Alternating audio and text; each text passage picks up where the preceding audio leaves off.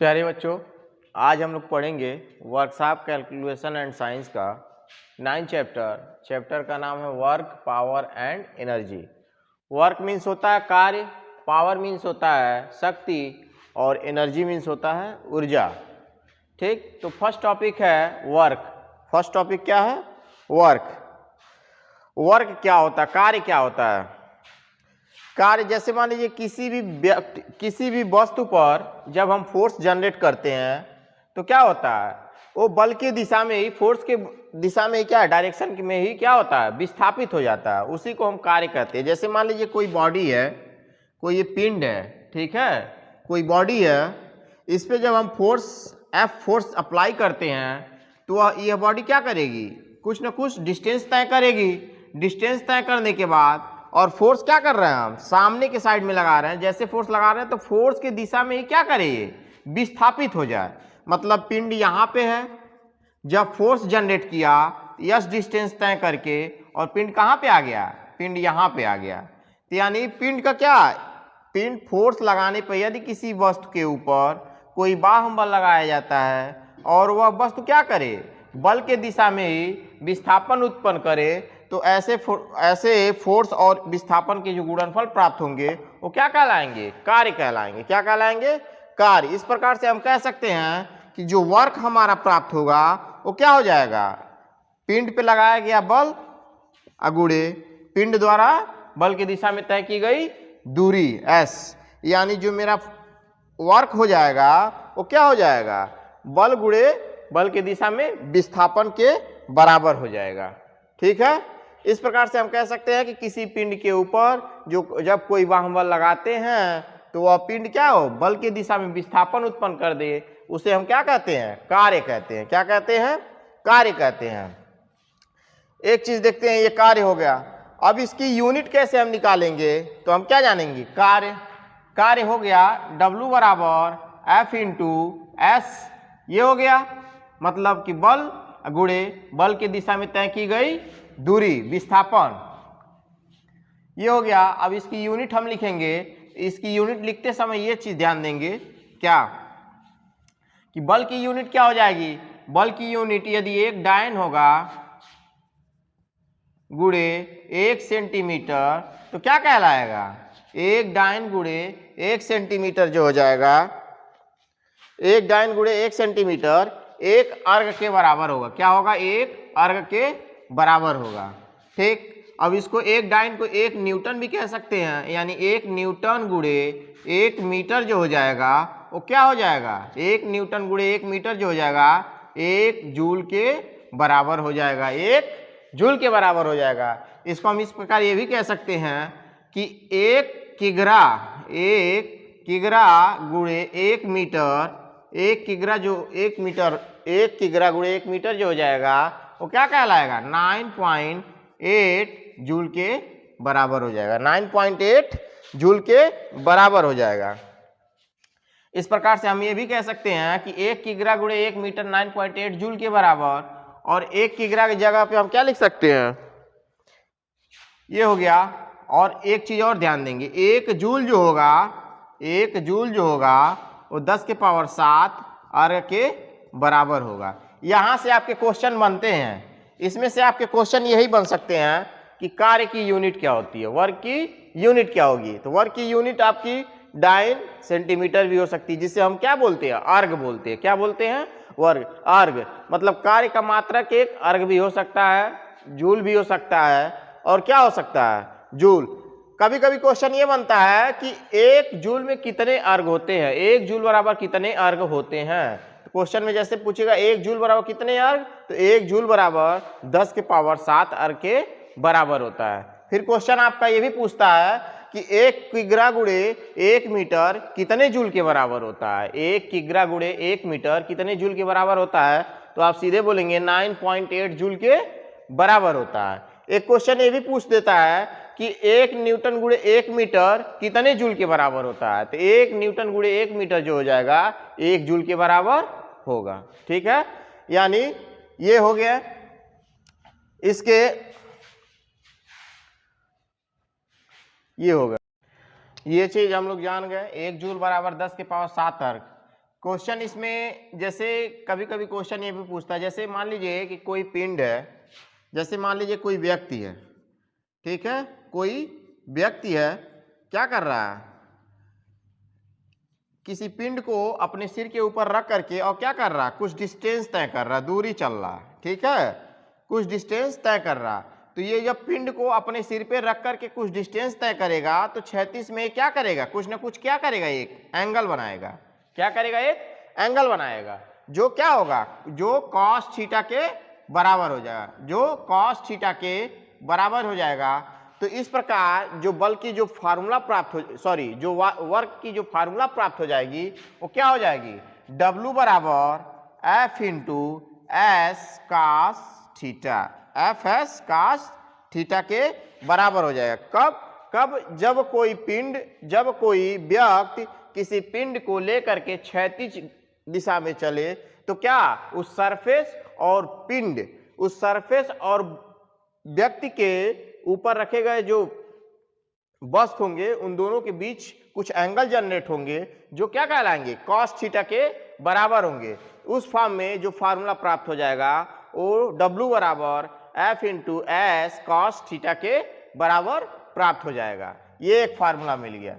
कभी कभी क्वेश्चन इसमें ये पूछता है कि कार्य अधिकतम कब होगा, कार्य अधिकतम कब होगा, कार्य अधिकतम कब होगा, जब कास थीटा की वैल्यू, जब कास थीटा की वैल्यू शून्य प्राप्त होगी, जब कास थीटा की वैल्यू, कास थीटा की वैल्यू शून्य अंश प्राप्त होगी तब क्या होगा, कार्य क्या होगा, मैक्सिमम होगा। क्या होगा, मैक्सिमम होगा, कार्य जो होगा वो मैक्स होगा। और जब कास थीटा की वैल्यू, कास थीटा की वैल्यू 180 प्राप्त होगी तो कार्य क्या होगा, कास 180 की वैल्यू -1 यानी कार्य क्या हो जाएगा, मिनिमम होगा। क्या होगा, मिनिमम होगा, मतलब माइनस में जाएगा।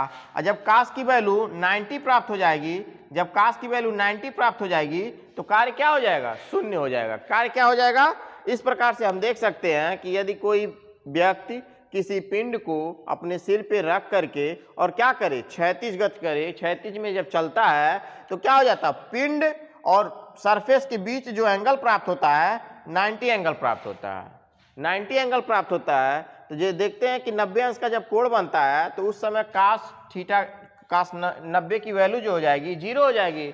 इस प्रकार कह सकते हैं कि कूली द्वारा जो किया गया जो कार्य होता है वो शून्य के बराबर होता है। लेकिन हम लोग क्या करते हैं, उसको कुछ न कुछ कार्य मानते हैं। क्यों, क्योंकि वो क्या करता है, अपना कुछ न कुछ वहां पे क्या फोर्स जो है क्या करता है, ऊर्जा क्या करता है, व्याप्त करता है, जिसके वजह से हम उसके क्या करते हैं, बैलेंस देते हैं और कुछ न कुछ को कार्य को मानते हैं। इस प्रकार हम जान गए क्या, कार्य जो होता है बल गुणे विस्थापन होता है, यानी कार्य बराबर बल गुणे विस्थापन कॉस थीटा के बराबर हो जाएगा। ठीक है, ये वर्क के बारे में हम लोग जान गए। अब हम लोग जानेंगे, पढ़ेंगे क्या, पावर क्या होता है। क्या पढ़ेंगे, पावर क्या होता है। पावर सेकेंड टॉपिक है, पावर। देखिए अब सेकेंड नंबर पे टॉपिक आ रहा है पावर। पावर, तो पावर क्या होता है, किसी व्यक्ति द्वारा जो कार्य करने की जो दर होती है वही क्या कहलाती है, उसकी पावर कहलाती है। जैसे मान लीजिए कोई भी व्यक्ति है, कोई भी व्यक्ति है, ठीक, या कोई भी मोटर है तो मोटर पे सीधे सीधे क्या लिखा रहता है, 1 HP 1 हॉर्स पावर या 0.5 HP मतलब 0.5 हॉर्स पावर, ये लिखा रहता है। तो किसी मशीन की जो कार्य करने की जो दर होती है वही उसकी क्या कहलाती है, पावर कहलाती है। क्या कहलाती है, पावर कहलाती है। तो जो पावर होता है वो क्या होता है, कार्य बटे समय के अनुपात के बराबर होता है। जो पावर होता है, शक्ति जो होती है वो क्या होती है, वर्क अपॉन टाइम के रेशियो के बराबर होती है। इस प्रकार से हम कह सकते हैं कि जो पावर की जो यूनिट मिल जाएगी, वर्क की यूनिट क्या हो जाएगी, जूल, और टाइम समय क्या हो जाएगा, सेकेंड। सेकेंड, इस प्रकार कैसे कह सकते हैं कि जो पावर की यूनिट हो जाएगी जूल प्रति सेकेंड हो जाएगी। क्या हो जाएगी, जूल प्रति सेकेंड। इसकी जो यूनिट हो जाएगी, इसकी यूनिट जो हो जाएगी वो क्या हो जाएगी, जूल प्रति सेकेंड हो जाएगी, जिसको हम क्या कहते हैं, वाट भी कहते हैं। क्या कहते हैं, जिसको हम वाट भी कहते हैं। क्या कहते हैं, वाट भी कहते हैं। यानी पावर की जो यूनिट हमें प्राप्त हो जाएगी जूल प्रति सेकेंड कह सकते हैं, या तो सीधे सीधे इसको वाट कह सकते हैं। क्या कह सकते हैं? वाट कह सकते हैं। ठीक है। अब इसमें देखिए कभी क्वेश्चन यहां से ये बनते हैं, पावर से क्वेश्चन ये बनते हैं कि वाट हार्स पावर के रूप में क्वेश्चन बनते हैं। कभी कभी क्वेश्चन कहता है कि 1 किलोवाट कितने वाट के बराबर होते हैं। क्वेश्चन कहता है कि 1 किलोवाट जो होता है वो कितने वाट के बराबर होंगे।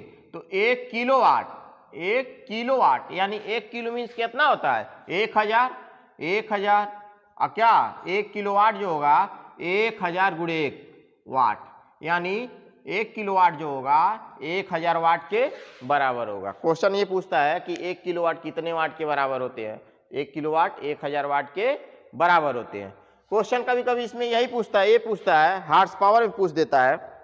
कभी कभी क्वेश्चन इसमें हार्स पावर में पूछता है कि 1 किलोवाट कितने हार्स पावर के बराबर होते हैं।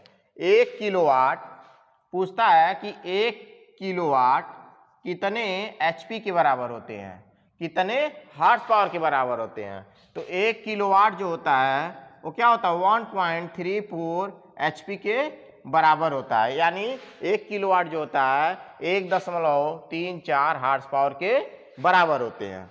ठीक है, ये होता है। क्वेश्चन कभी कभी पूछता है कि 1 वाट क्या होता है। 1 वाट क्या होता है? 1 वाट क्या होता है? 1 वाट क्या होता है? तो क्या हो जाएगा? 1 वाट क्या होगा? 1 वाट हम जानते हैं कि 1 वाट क्या हो जाएगा? 1 जूल कार्य 1 सेकेंड में करने में जो दर होगी वही क्या कहलाएगी? 1 वाट कहलाएगी। मतलब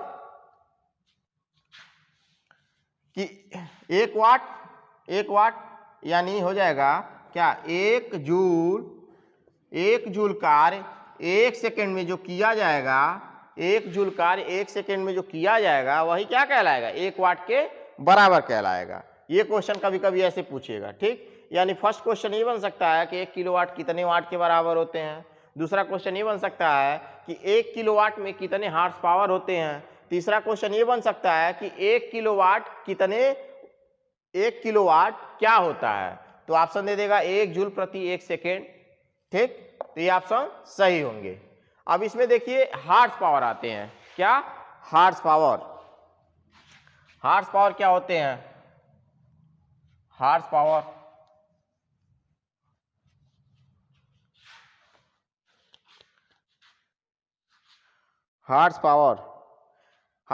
कभी कभी क्वेश्चन ये बनता है कि मीट्रिक सिस्टम में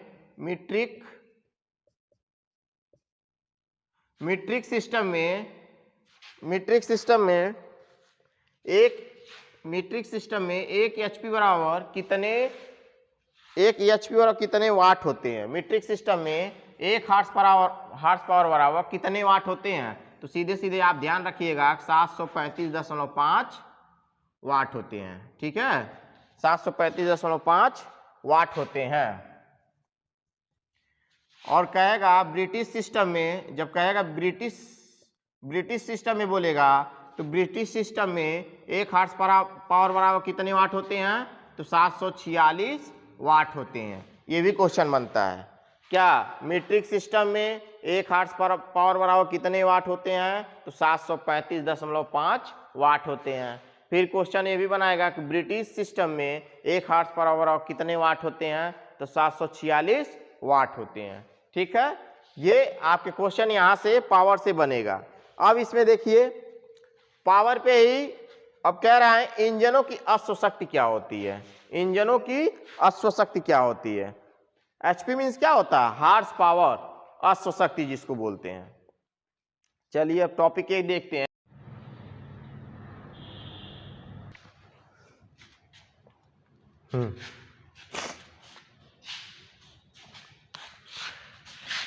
कह रहा है कि इंजनों की अश्व शक्ति मतलब हार्स पावर ऑफ इंजन। ये 2 प्रकार के होते हैं। फर्स्ट नंबर पे होता है सूचित अश्व शक्ति और सेकेंड नंबर पे होता है ब्रेक अश्व शक्ति। सूचित अश्व शक्ति को कहते हैं IHP इंडिकेटेड हार्स पावर और ब्रेक अश्व शक्ति को कहते हैं क्या? BHP मतलब ब्रेक हार्स पावर कहते हैं। फर्स्ट नंबर पे सूचित अश्व शक्ति को पहले समझेंगे क्या होता है। सूचित अश्व शक्ति क्या होता है? कि किसी इंजन सिलेंडर द्वारा वास्तविक रूप से पैदा की गई जो एनर्जी होती है, जो ऊर्जा होती है, वही क्या कहलाती है? उसकी सूचित अश्वशक्ति कहलाती है। जैसे मान लीजिए कोई इंजन है, ठीक है, तो इंजन जब स्टार्ट होगी तो क्या होगी? इंजन जब स्टार्ट होगी तो कुछ ना कुछ क्या होगा? ऊर्जा उत्पन्न होगी। इंजन स्टार्ट होगी मतलब कह रहा है कि इंजन सिलेंडर द्वारा वास्तविक रूप से पैदा की गई जो शक्ति होगी, पावर होगी, वही उसकी क्या कहलाएगी? सूचित अश्वशक्ति कहलाएगी। मतलब कि ये इंजन जब स्टार्ट होगी तो वास्तविक रूप से क्या होगी? एनर्जी उत्पन्न होगी, मतलब इसमें से पावर जनरेट होगा। जो पावर जनरेट होगा ये क्या कहलाएगी? यही क्या? सूचित इंडिकेटेड हार्स पावर कहलाएगी। इंडिकेटेड हार्स पावर कहलाएगी।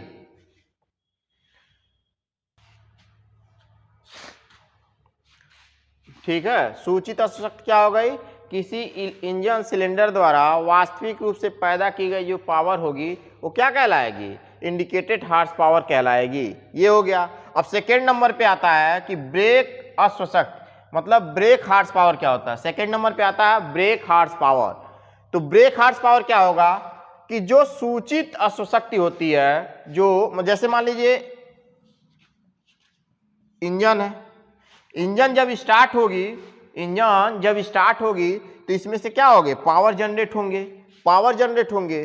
तो इंजन स्टार्ट होने के बाद जब ये आगे बढ़ेगी, इंजन स्टार्ट होने के बाद पूरी तरह से इसमें से पावर एनर्जी निकलेगी और इंजन जैसे आगे बढ़ेगी तो क्या? पटरी और इंजन के पहिए के बीच कुछ न कुछ क्या होंगे? घर्षण होंगे। तो इस इंजन स्टार्ट होने के बाद जो एनर्जी पैदा हो रही है, पूर्ण रूप से जो एनर्जी पैदा हो रही है, तो कुछ एनर्जी लॉस यहाँ होगी। कहाँ पे? कि पटरी और पहिए के बीच कुछ एनर्जी लॉस होगी। तो जो ये एनर्जी लॉस होने के बाद इंजन को स्टार्ट होना और एनर्जी लॉस हो जाना। एनर्जी लॉस होने के बाद जब इंजन आगे के साइड बढ़ेगी तो जो इसे पावर मिलेगी वही क्या कहलाएगी? ब्रेक हार्स पावर कहलाएगी। क्या कहलाएगी? ब्रेक हार्स पावर कहलाएगी। मतलब इस प्रकार से हम कह सकते हैं कि ब्रेक हार्स पावर जो होता है, बीएचपी जो होता है कि इंजन के द्वारा पूर्ण रूप से पैदा की गई शक्ति, इंजनों द्वारा प्राप्त शक्ति माइनस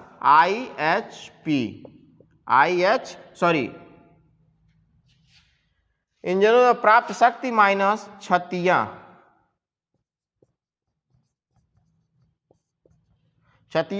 अब हम एक चीज क्या, इंजनों द्वारा जो प्राप्त की गई शक्ति होती है वही तो मेरा इंडिकेट हार्स पावर कहलाती है। यानी इस प्रकार कह सकते हैं IHP माइनस हानियां।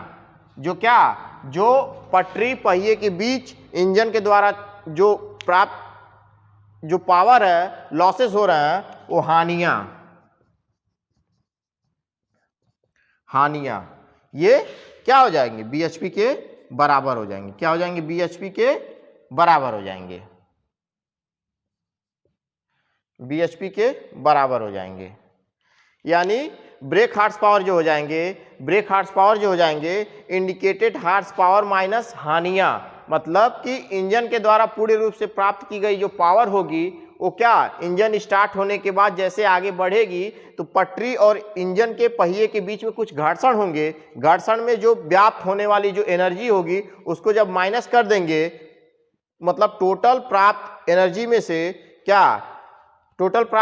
में से जो होने वाली त्रुटियां मतलब जो हानियां होने वाली है उसको जब हम माइनस कर देंगे तो हमें ब्रेक हार्स पावर निकल जाएगा। क्या निकल जाएगा? Brake horse power. इस प्रकार से हम कह सकते हैं ब्रेक हार्स पावर जो होता है वो इंडिकेटेड हार्स पावर माइनस त्रुटियां, मतलब जो हानियां होती हैं घर्षण में। ठीक, इस प्रकार से इंजनों की अश्वशक्ति जान गए। अब हम लोग पढ़ेंगे आगे, एक है टॉपिक यांत्रिक दक्षता। यांत्रिक दक्षता क्या होता है? यांत्रिक दक्षता भी इसी से प्राप्त की जाती है और इस पे क्वेश्चंस पूछते हैं। यांत्रिक दक्षता पे क्वेश्चंस पूछे जाते हैं। यांत्रिक दक्षता यांत्रिक दक्षता क्या होती है? यांत्रिक दक्षता जो होती है वो क्या होती है? यांत्रिक दक्षता जो होती है bhp अपान ihp, bhp अपान ihp मल्टीप्लाई 100% जो होती है यांत्रिकी दक्षता कहलाती है। मतलब कि वास्तविक रूप से पैदा की गई शक्ति,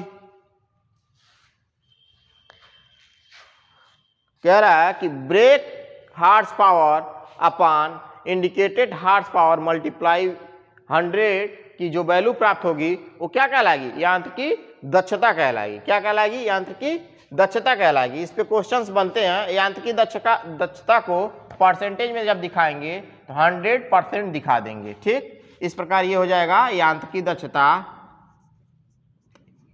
यांत्रिक दक्षता जो हो जाएगी bhp अपान ihp मल्टीप्लाई 100 हो जाएंगे।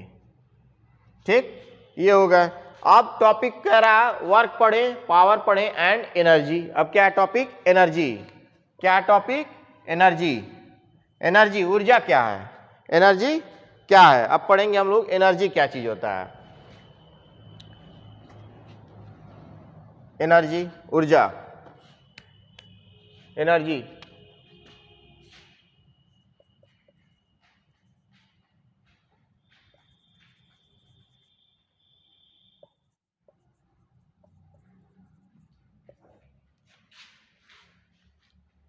एनर्जी, ऊर्जा क्या चीज होता है? ऊर्जा क्या होता है? ऊर्जा भी इसी से रिलेटेड होते हैं, वर्क पावर से रिलेटेड होते हैं। ऊर्जा किसी व्यक्ति या किसी वस्तु की कार्य करने की जो क्षमता होती है वही उसकी क्या कहलाती है? ऊर्जा कहलाती है। जैसे मान लीजिए कोई व्यक्ति है, ठीक, कोई व्यक्ति है जो क्या कर रहा है? 20 किलोग्राम भार को अपने सिर पे रख करके और चल ले रहा है। ठीक, और उसके बाद मान लीजिए उस व्यक्ति के ऊपर 20 किलोग्राम की जगह पे 25 किलोग्राम जब कर देंगे तो वह व्यक्ति का है आगे नहीं बढ़ पा रहा है। तो यानी व्यक्ति के द्वारा जो एनर्जी जो लगेगा, मतलब उसकी जो कार्य करने की जो क्षमता होगी क्या है? 20 किलोग्राम है। यानी वो व्यक्ति क्या कर रहा है? 20 किलोग्राम वस्तु को अपने सिर पे रख करके चल लेना, तो वही वस्तु का एनर्जी क्या कहलाएगा? 20 किलोग्राम कहलाएगा। क्या कहलाएगा? 20 किलोग्राम। इस प्रकार कह सकते हैं किसी व्यक्ति द्वारा जो कार्य करने की जो क्षमता होती है वो क्या कहलाती है? ऊर्जा कहलाती है। क्या कहलाती है? ऊर्जा कहलाती है। ऊर्जा को विभिन्न रूप में व्यक्त किया जाता है। ऊर्जा को भिन्न भिन्न रूप में व्यक्त किया जाता है। जैसे परमाणुविक ऊर्जा,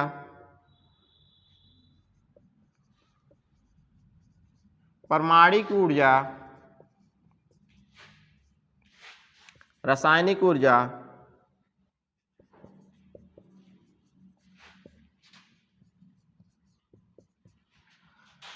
यांत्रिक ऊर्जा,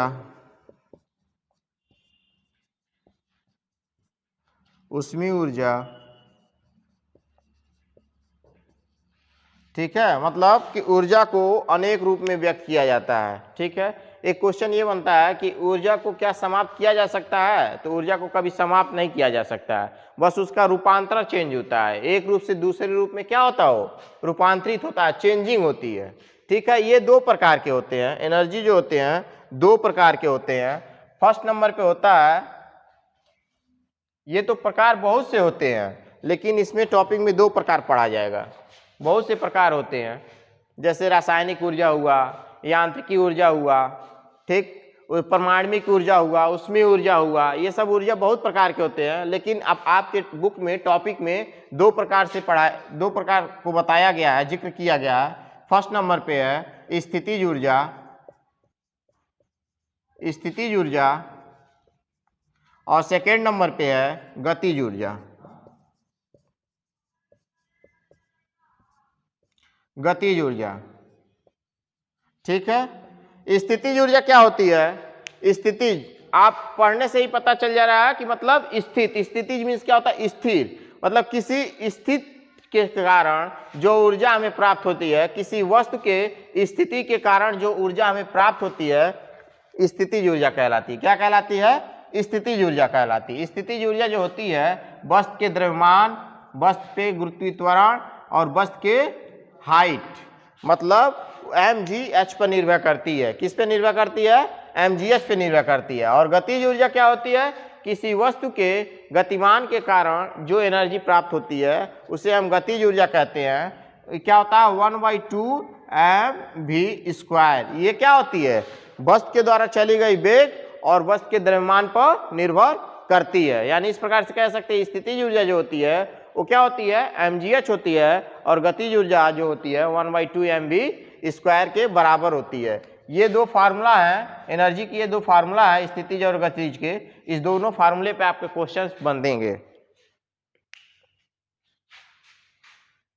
एनर्जी क्या चीज होती है, एनर्जी के दो रूप को दर्शाया गया है।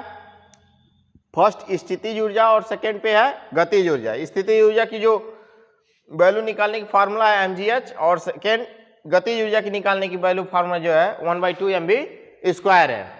ठीक है, चलिए इस पे देखते हैं, क्वेश्चंस देखते हैं। क्वेश्चंस जो पूछे गए हैं क्वेश्चंस को देखते हैं। इस चैप्टर से आपके 3 नंबर के क्वेश्चन बनेंगे। इस चैप्टर से 3 क्वेश्चन बनेंगे। जैसे एक क्वेश्चन कह रहा है कि 5 किग्रा का द्रव्यमान 5 किलोग्राम का द्रव्यमान 5 किलोग्राम का द्रव्यमान धरातल से 30 मीटर की ऊंचाई, धरातल से 30 मीटर की ऊंचाई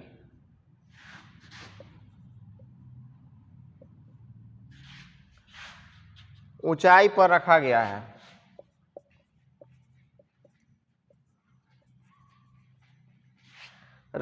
है। बॉडी की स्थितिज ऊर्जा पूछ रहा है, बॉडी की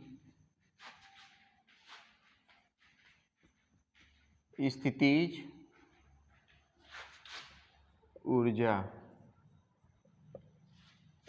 ऊर्जा क्या होगी। पहले क्वेश्चन को देखिए, क्वेश्चन को करने से पहले क्या करते हैं, क्वेश्चन पहले पढ़ते हैं, पढ़ने के बाद उसमें से छांट लेते हैं क्या क्या क्वेश्चन में दिया हुआ है, उसके बाद क्या पूछ रहा है, पूरा ये लिखते हैं। लिखने के बाद आपको सीधे सीधे फार्मूला पे रखेंगे और आंसर आ जाएगा। कह रहा 5 किलोग्राम का द्रव्यमान, मतलब मास क्या दिया है इसका 5 किलोग्राम, धरातल से 30 मीटर की ऊंचाई पर है, यानी हाइट इसकी क्या दी है 30 मीटर रखा गया। बॉडी की स्थितिज ऊर्जा पूछ रहा है, स्थितिज ऊर्जा पूछ रहा है।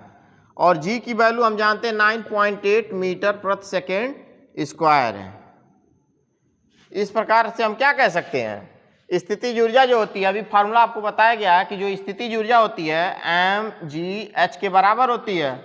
मास आपका 5 दिया है, mg की वैल्यू 9.8 है और हाइट आपकी 30 मीटर है। इस प्रकार से हम कह सकते हैं कि 3 × 5 = 15, 150 गुणे 9.8 यानी 15 × 120, अब 15 × 9 135, अब 35 में 12 जोड़ेंगे तो 147, 147, और ये एक जीरो यहाँ रखेंगे, दशमलव एक स्थान पे लगाएंगे, यानी हमें क्या मिल गया स्थितिज ऊर्जा ये मिल गई। और क्या ऊर्जा है, एनर्जी है, तो इसका मात्रक क्या होगा जूल होगा, यानी हम कह देंगे सीधे सीधे 1470 जूल, 1470 जूल। उस पिंड की जो स्थितिज ऊर्जा हो जाएगी वो 1470 जूल के बराबर होगी। पिंड की स्थितिज ऊर्जा 1470 जूल के बराबर होगी। ठीक है, चलिए नेक्स्ट क्वेश्चन देखते हैं, एक और क्वेश्चन देखते हैं।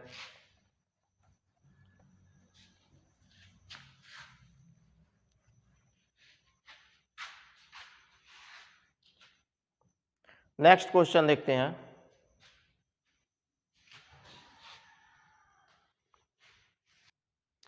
चलिए क्वेश्चन दिया है, कह रहा है 50 किग्रा का एक आदमी, 50 किलोग्राम का एक आदमी है,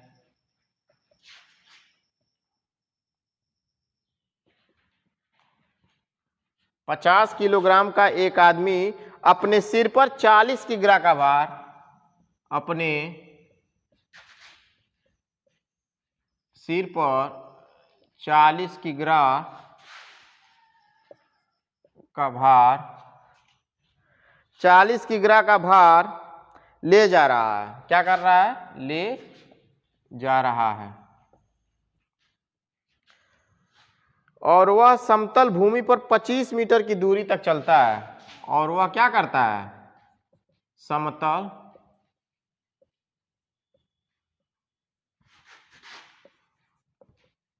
भूमि पर 25 मीटर की दूरी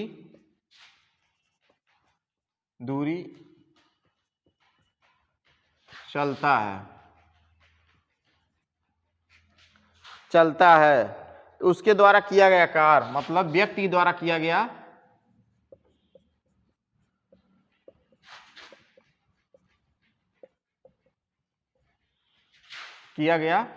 कार्य। कह रहा 50 किलोग्राम का एक आदमी है जिसका वजन क्या है? 50 किलोग्राम। क्या है? 50 किलोग्राम। एक आदमी है जिसका वजन 50 किलोग्राम है, अपने सिर पर 40 किलोग्राम का भार लेकर जा रहा है। मतलब कि M1 दिया है 50 किलोग्राम, मतलब आदमी का वजन 50 किलोग्राम, अपने सिर पर 40 किलोग्राम का भार ले जा रहा है। भार कितना ले जा रहा है? 40 किलोग्राम का भार ले जा रहा है, और समतल भूमि पर 25 मीटर की दूरी, मतलब यह दूरी कितना चल रहा है? 25 मीटर की दूरी चल रहा है। 25 मीटर की दूरी चल रहा है। व्यक्ति द्वारा किया गया कार्य यानी W पूछ रहा है।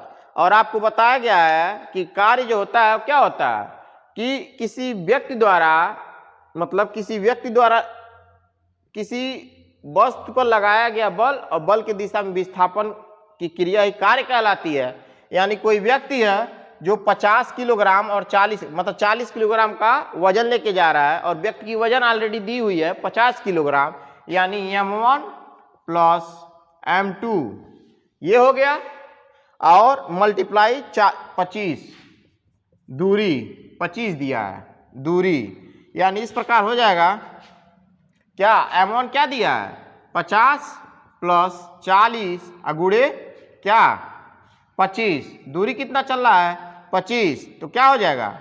50 और 40 को आपस में ऐड करेंगे तो क्या हो जाएगा? 90 हो जाएगा। 90 गुणे 25, यानी 25 का 0 और 25 नवा 25, 9 25 45, 9 दूना 18, 18 4 22, 2250, 2250 क्या हो जाएगा? 2250। और क्या पूछ रहा है? वर्क पूछ रहा है, कार्य पूछ रहा है। 2250 कार्य का मात्रा क्या लिख सकते हैं? जूल। न्यूटन मीटर या जूल। ऑप्शन में देखेंगे कि कार्य किसमें दिया है वैल्यू, कह रहा है किग्रा मीटर में वैल्यू क्या होगी। तो इस प्रकार से हम क्या कह देंगे? किग्रा मीटर कह देंगे, यानी किग्रा मीटर, यानी 2250 किग्रा मीटर। वो कार्य कितना कर रहा है? 2250 किग्रा मीटर का कार्य कर रहा है। ठीक है, ये हो गया। चलिए एक क्वेश्चन आगे और देखते हैं। एक क्वेश्चन और देखते हैं।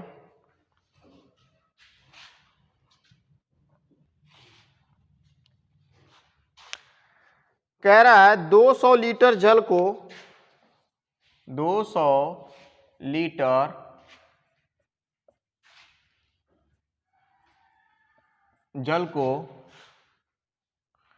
6 मीटर की ऊंचाई तक 6 मीटर की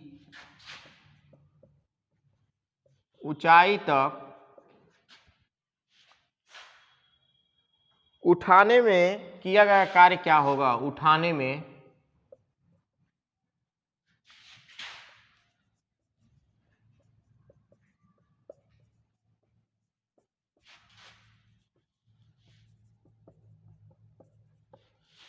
कह रहा है कि 200 लीटर जल को 200 लीटर जल को 6 मीटर की ऊंचाई तक उठाने में किया गया कार्य। 200 लीटर जल, 200 लीटर जल, तो ये क्या हो गया? ये क्या है? भार हो गया। क्या हो गया? भार हो गया। यानी भार क्या कह रहा है?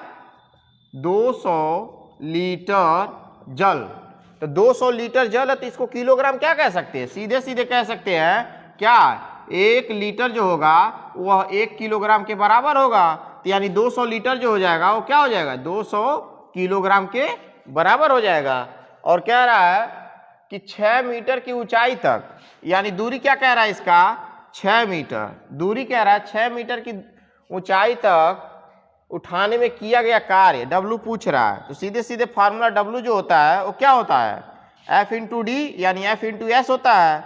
इसका भार क्या दिया है, भार 200 दिया है, भार 200 और दूरी क्या कह रहा है 6 मीटर, यानी क्या कह सकते हैं 6 दूना 12 यानी 1200 कह सकते हैं कि 1200 किलो ये हो गया आपका कार्य। इसका कार्य यानी किया गया जो कार्य हो जाए, जल को 6 मीटर की ऊंचाई तक उठाने में किया गया जो कार्य हो जाएगा वो 1200 किग्रा मीटर के बराबर हो जाएगा। किसके, 1200 किग्रा मीटर के बराबर हो जाएगा। ठीक है, क्वेश्चन ऐसे नॉर्मल क्वेश्चन बनते हैं। क्वेश्चन करने से पहले क्या करते हैं, क्वेश्चन को पढ़ते हैं, क्या दिया हुआ है उसको एक बार छाट लेंगे, छाटने के बाद क्या पूछ रहा है उसको देखेंगे, उसके बाद फार्मूला पे पुटअप करेंगे, सीधे आंसर आ जाएगा। ठीक है, आज के लिए बस इतना ही, नेक्स्ट देखते हैं।